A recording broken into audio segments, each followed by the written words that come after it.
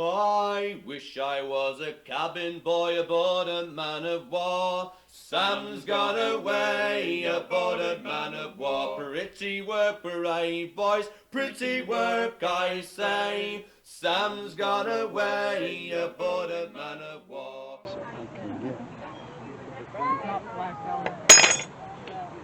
That's why they give you It's amazing you can see the two of the same thing. Yeah. In such different conditions when I got them. Well, they are 250 plus years old. Well, yeah, they are. I know. Wait, turn around. A ship surgeon, this is what we would use on the battlefield. Basket of seven. This is 1770s. Everything in here is Revolutionary War. This is early 1700s, late 1600s. So this is a bone saw from the late 1600s, as compared to the one from the 1700s. No, they had three more. Same purpose, just different look. And you can see Is it really? these two would be scalpels from that time, as compared to the scalpel from the 1700s. Oh no, she bought it. So these things here, Yeah, I'm gonna. most of the time, and most of the energy was meant for cutting, bleeding, and removing ball. Yep, the ball scoop.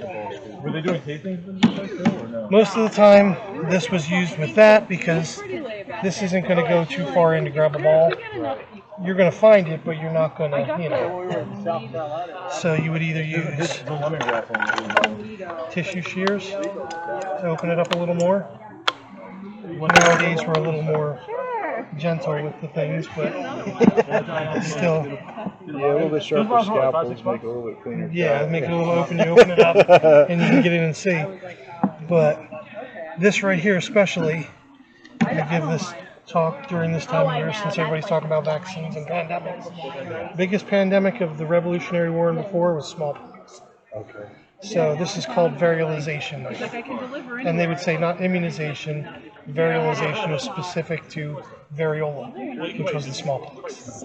So what they would do is they would take this, which is a lancet, and they would poke someone who had smallpox, the boils, and get the pus and junk out of it, mix it with a diluent, like peat moss, something to dilute it, and they would either use this side, which is also for variolation, or one of these. Cut a small flap of skin under your arm, real superficial, put the material underneath, and close you up.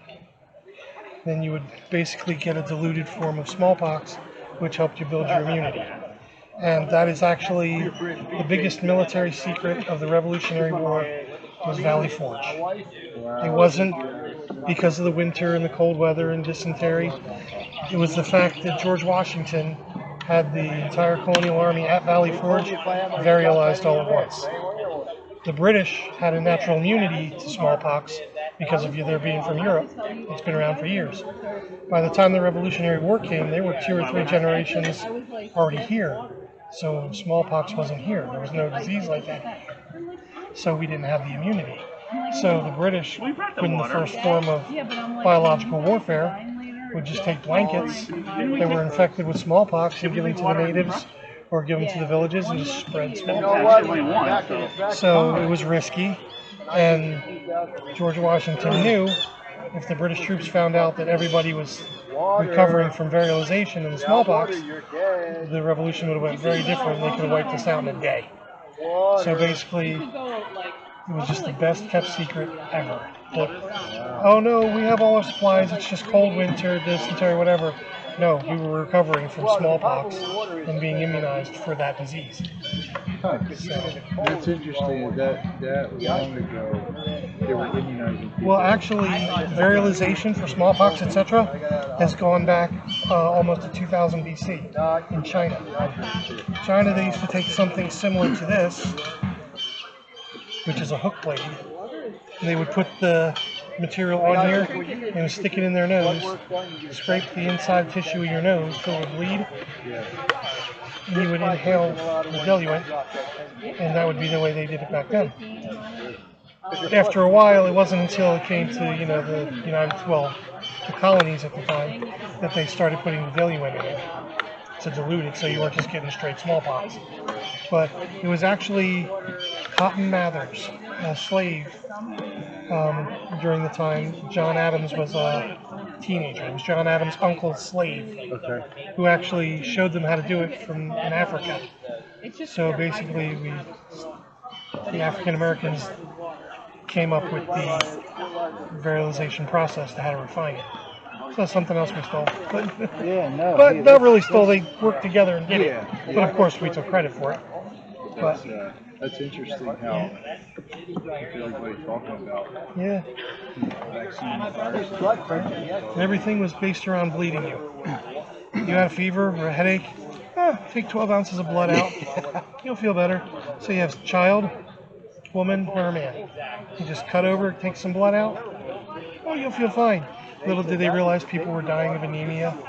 And as a matter of fact, that's how George Washington died. He was bled. It was too much. Do you have a ribbon from right here? Thank you. You're welcome. Yeah, they were talking about that before. Like more